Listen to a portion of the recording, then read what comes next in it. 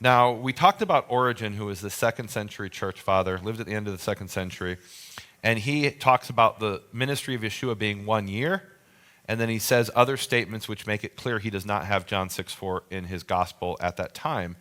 Now, at the end of Origen's life, it is argued by those who support the 3.5-year ministry, such as George Ogg. We mentioned his book before. It's a really good book. You should get it on Amazon.com. And Ogg argues that Origen not only had the 1-year ministry early in his life, but later in his life, he actually advocated for a longer ministry. In fact, a 3.5 or 3 years, possibly even a 3-year ministry. He doesn't actually detail the length of the ministry. Well, but he makes nearly 3 years. So the proponents of a 3.5-year ministry will cite Origen as the oldest source for 3.5 years. And they'll say about 3 years. Which is important because even they acknowledge that it's hard to find sources older than that. There's Melito of Sardis as a source that's cited, but it's disputed. So even for a proponent of the 3.5-year ministry, Origen is often cited as the oldest source, and it comes from some statements he made about Daniel, which we'll get to in a minute, but where they deduce he's got a chronology longer. Right. He never refuted what he said originally, and the statements that he does say that you can deduce he may have extended the ministry of Yeshua, none of them were based on anything to do with counting Passovers. There's no reason to think that his text had changed. It was an allegorical interpretation of Daniel. Ah. Right. Now, for example, we mentioned Tatian, who was this church father in the 2nd century. He wrote this book called the Diatessaron, where he took all 4 Gospels and put them what he thought was chronological order, and he includes John 6:4. However, we only have the Arabic translation of Tatian's Diatessaron. We don't have that passage in the original, as far as I was able to find, at least. And the point is, every time we have one of these 2nd century sources, these are always disputed sources. Perhaps the only exception is P66 and P75 that we'll get to. But let's start with Origen. Daniel chapter 9, verse 27. Michael, can you read that? Because Origen's commenting on that. And he shall confirm the covenant with many for 1 week, and in the midst of the week he shall cause the sacrifice and the oblation to cease, and for the overspreading of abominations he shall make it desolate, even unto the consummation, and that determined shall be poured upon the desolate. Now, Origen, in his allegorical commentary on Daniel, took this to be a 70-year period. That 7, or that week, he somehow took to be a 70-year period. And he said that 70-year period is punctuated in the middle with the death of Christ. That is, the first 35 years were from the advent of Jesus all the way up into his death. And then the second 75 years was from the resurrection until the destruction of the temple in the year 70. So because of that, he needs the death of Yeshua to be approximately the year 35, or if he thought the temple was destroyed in 68, that's not clear either, then 2 years earlier, then 33. Unfortunately, we were not able to get a hold of what Origen actually wrote.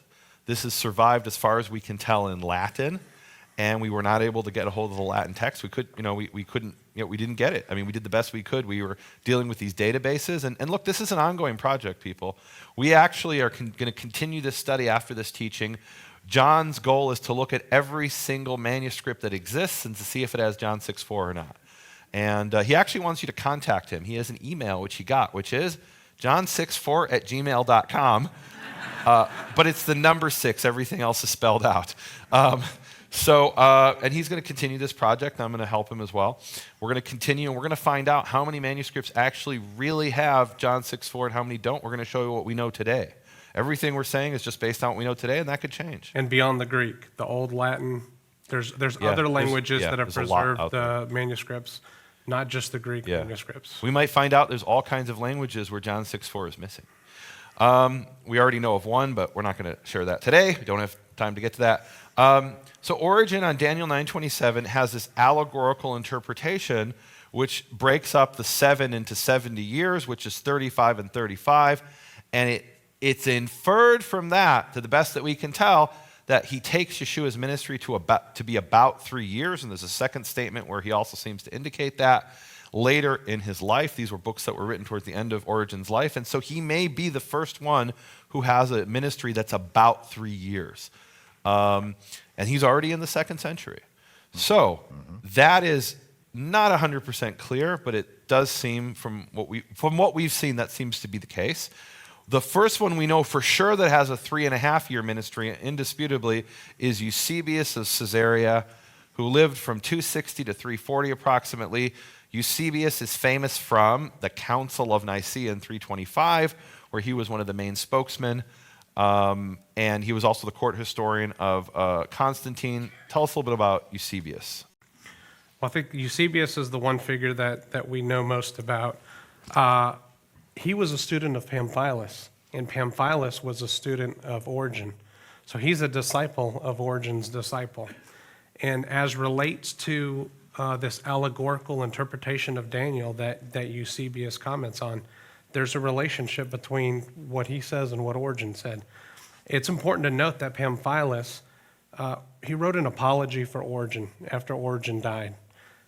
Eusebius actually had to finish Pamphilus's apology for Origen because Pamphilus was killed as well. So he had to write the last book of the apology for Origen.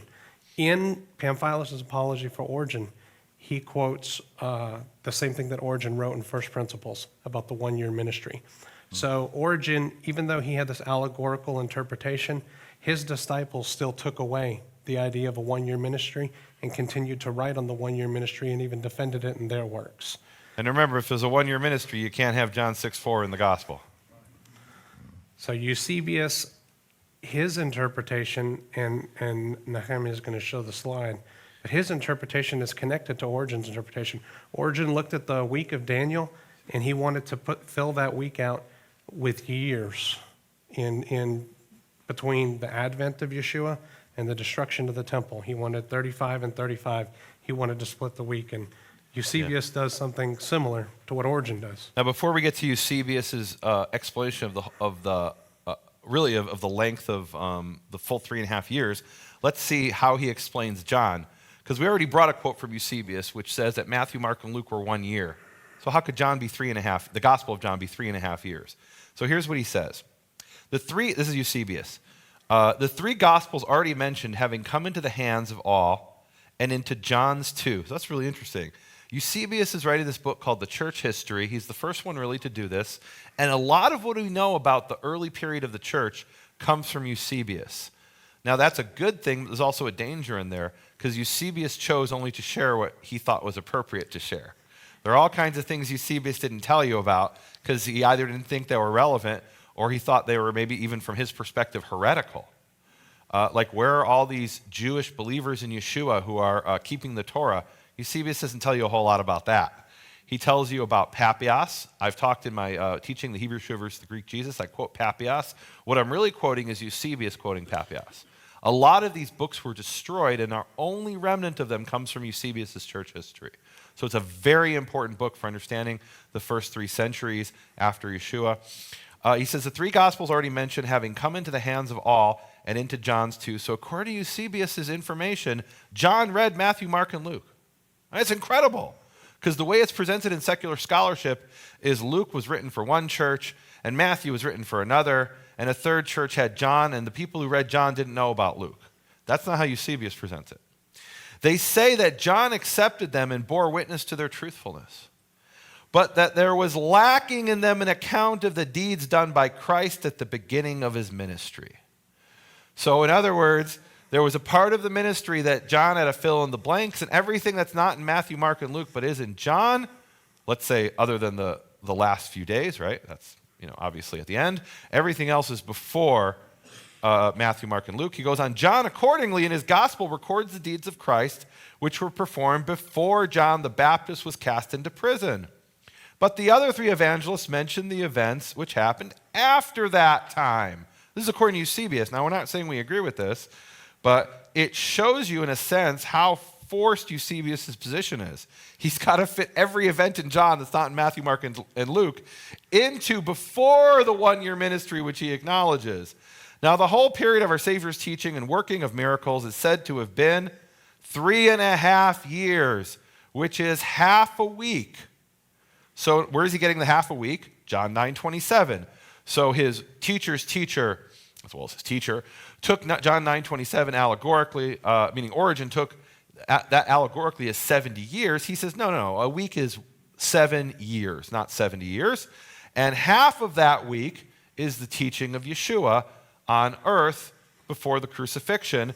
And he says, John the evangelist in his gospel makes this clear to the attentive. And that's really important. We got to stop there for a minute. When Eusebius says John the evangelist in his gospel makes this clear that ministry is 3.5 years, he means, look, I'm interpreting this allegorically, but I can find it in John even without the allegory. So where is Eusebius finding this? Where is he getting 3.5 years from the Gospel of John? Doesn't say Matthew, Mark, and Luke. He agrees that's 1 year. Where does he get it from the Gospel of John? Well, the first and the last Passover we all know about, John 2 and John 12. We've talked about that.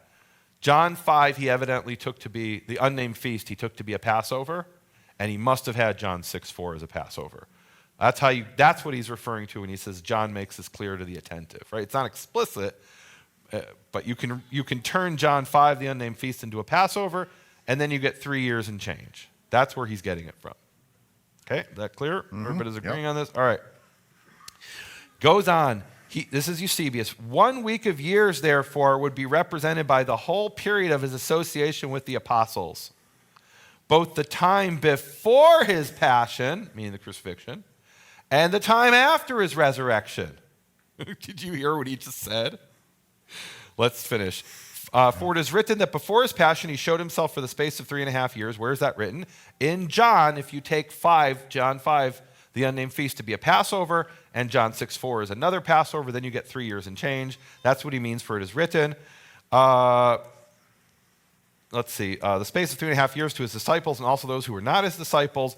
But after his resurrection, he was most likely with his disciples a period equal to the years, being seen of them 40 days and eating with them and speaking of the things pertaining to the kingdom of God, as the Acts of the Apostles tell us. So according to Eusebius, Yeshua was 3.5 years before the crucifixion and then 3.5 years after the resurrection. Seven, yeah, there's you got. Someone in the audience said, what? Yeah. That's where you got a 3.5. That's where you got a 3.5 year ministry. You got to accept the 7 years too. So the origin of the or I should say the origin, because he is connecting it to John by reading John 5 and John 6 as Passovers, but his model of the ministry is that this is based on Daniel 9:27, that 1 week. Yeshua is cut off in the middle of the week, and then there's another 3.5 years after the resurrection, not really mentioned in the New Testament, right? Because we've got the 40 days, right? And we have various scenes, but 3.5 years? Hanging out. What was he doing for 3.5 years? Peter liked to fish. Yeah, there was a lot of fishing going on. Okay. So that Eusebius continues, so that this would be the prophet's week of years, during which he, quote, confirmed a covenant with many, Daniel 9:27, confirming, that is to say, the new covenant of the gospel preaching. So the model by which you get 3.5 years from the earliest undisputed source, because even in Origen, it's not necessarily 3.5 years. It actually implies it's like 2.5. We can't get into all that. But Eusebius is the first one who's clearly 3.5 years, undisputably, and it's based on an allegorical reading of Daniel 9:27, taking that allegory and superimposing it on the Gospels and on the book of Acts to the point where you have a 3.5 year time period from the resurrection until the ascension. There it is. And there it is. Eusebius, he's coming from an allegorical perspective, and he's looking at the text of John. He doesn't come from the text of John and say, well, we've got these Passovers, it has to be 3.5 years. Right. He's looking for 3.5 years. And when he opens up John and looks, and there's no question, his text has to have Right, John 6:4. Right. That's no not question disputed about by it. anybody. The proof, by the way, that he's reading it into the text is John 5 says nothing about Passover. What he's doing is he sees an unnamed feast, and he says, hey, I just make this Passover. I have the 3.5 years that I'm looking for. Exactly. So look, in Jewish history, they talk about, there's this great rabbi, Ibn Ezra, and he talks about different ways of reading the Bible. And he says the goal is that you fire the arrow and you hit the target. But he says there's some people who don't do that. What they do is they fire the arrow, and then they walk over to the plaque and they draw the target around it. I think that's what Eusebius is doing here, at least in John 5, right? At least in John 5, where he takes an unknown feast, and the earlier authors are saying, wait, this is a really cramped period of time.